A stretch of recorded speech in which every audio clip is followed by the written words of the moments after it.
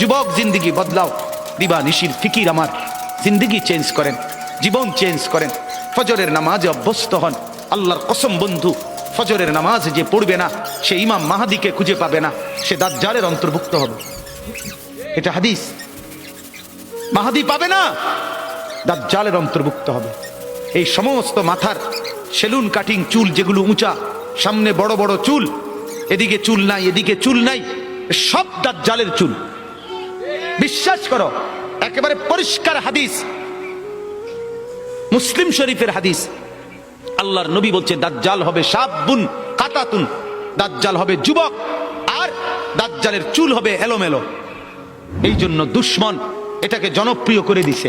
এদিকে নাই এদিকে নাই, ওইদিকে নাই, এখান দিয়ে নাই, এখান দিয়ে ফেলাই দিছো, ওইখান দিয়ে উঁচা করে রাখছো, সামনে দিয়ে ঝাঁকড়া বানায় রাখছো। কি করছো বাপ? কোনোদিন জিজ্ঞাসা করলা না এটা কার থেকে নিলা? কি এটা কি মডেল নিলা? সেলুন থেকে বুঝি মানুষে মডেল নেয়।